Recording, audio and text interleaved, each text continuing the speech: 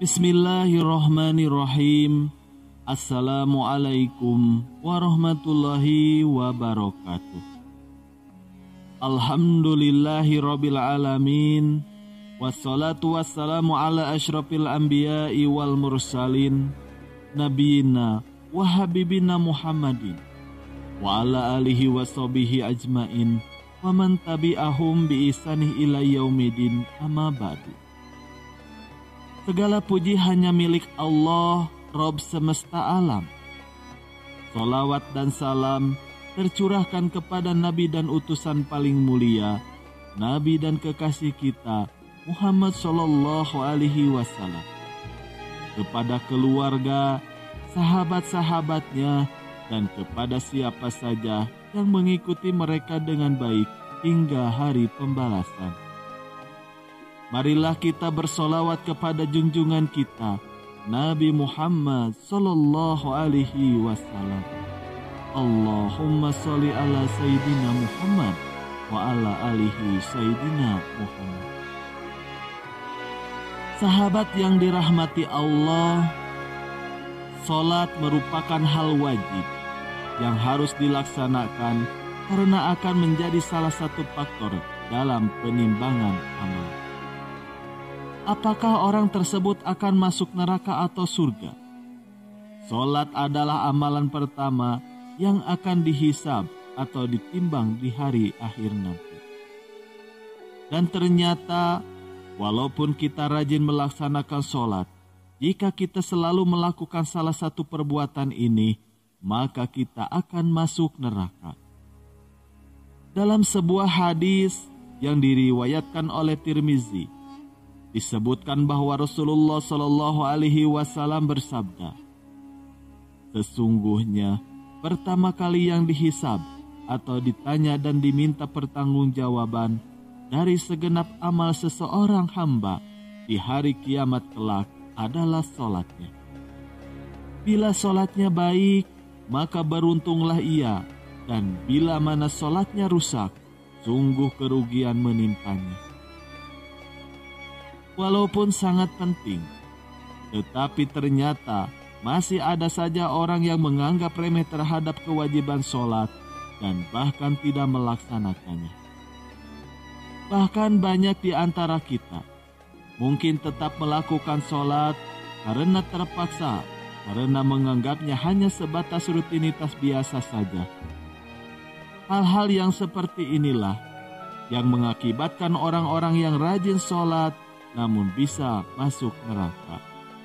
Lalu bagaimana bisa? Berikut ini adalah penjelasan mengenai golongan orang-orang yang rajin sholat tapi bisa masuk ke dalam neraka. Yang pertama, sholat tapi suka berdusta. Dusta atau bohong merupakan perbuatan yang tergolong ke dalam salah satu dosa besar yang akan mendapatkan balasan siksa di akhirat kelak. Namun di dalam kehidupan masyarakat sekarang ini, berbohong sudah menjadi hal yang biasa dan dianggapnya bukan dosa. Padahal sekecil apapun perbuatan tersebut, hal tersebut tetap saja digolongkan perbuatan yang menimbulkan dosa besar. Oleh sebab itu, walaupun seseorang rajin beribadah, terutama sholat, namun jika masih suka melakukan kebohongan, maka ibadahnya akan sia-sia. Kebohongan atau dusta akan menghapus semua amal-amalan yang sudah dilakukannya. Lalu, jika seseorang tersebut meninggal di dalam keadaan belum bertaubat terhadap dosanya tersebut, maka ia akan dimasukkan ke dalam neraka. Di dalam Al-Quran surat An-Nahl ayat 105, Allah Subhanahu wa Ta'ala berfirman, sesungguhnya yang mengada-ngadakan kebohongan hanyalah orang-orang yang tidak beriman kepada ayat-ayat Allah, dan mereka itulah orang-orang pendusta. Kita semua tahu bahwa bohong merupakan salah satu ciri dari orang munafik. Untuk itu, kita disarankan untuk menjauhi tindakan dusta tersebut. Lalu yang kedua, sholat tapi minum minuman keras. Semua minuman yang dapat memabukkan, apapun itu jenisnya, semuanya itu digolongkan ke dalam minuman yang diharamkan. Sebagian orang Muslim mungkin ada yang melakukannya, baik itu sadar maupun tidak sadar. Maka jika hal ini sampai dilakukan oleh umat Muslim, maka perbuatan ini akan merusak sholatnya. Rasulullah Shallallahu Alaihi Wasallam pernah berkata bahwa minuman keras adalah induk dari segala macam kejahatan. Maka dari itu, beliau melarang orang-orang untuk mendekatinya, apalagi meminumnya. Minuman keras atau khamar haram hukumnya jika diminum oleh umat Muslim. Dan jika itu sudah dilakukan, maka disarankan untuk bertaubat dengan taubatan nasuha dan memperbaiki sholatnya. Lalu yang ketiga, sholat tapi percaya dukun. Orang yang dikatakan sakti bisa membantu hajat seseorang agar berhasil, itu adalah dukun. Dukun diketahui adalah seseorang yang bisa mengerti perkara gaib dan hal-hal yang tersembunyi.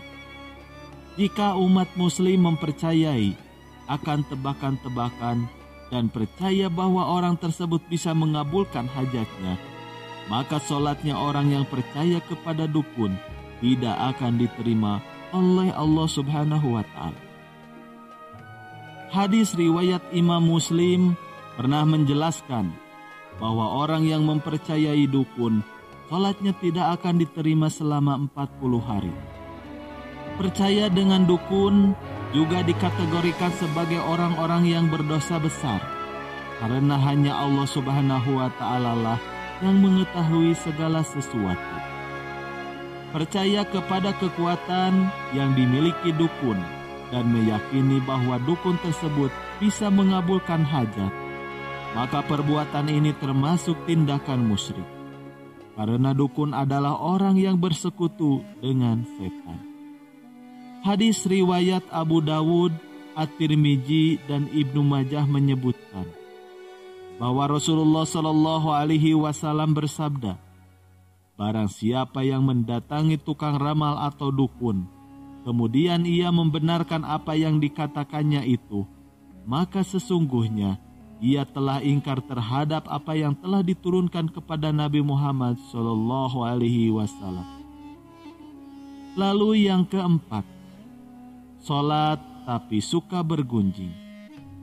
Salah satu perbuatan yang bisa memasukkan orang ke dalam neraka adalah bergunjing atau membicarakan kejelekan orang lain.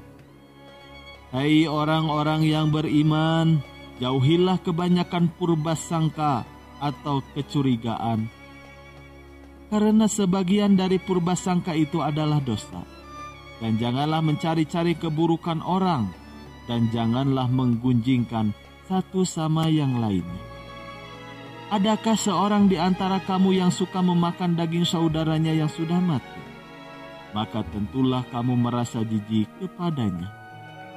Dan bertakwalah kepada Allah, sesungguhnya Allah Maha Penerima Taubat, lagi Maha Penyayang. Quran Surat Al-Hujurat ayat 12. Lalu yang kelima, sholat tapi mengabaikan anak yatim. Umat Muslim yang mengabaikan anak yatim, mereka termasuk golongan orang-orang yang mendustakan agama dan bisa dimasukkan ke dalam neraka.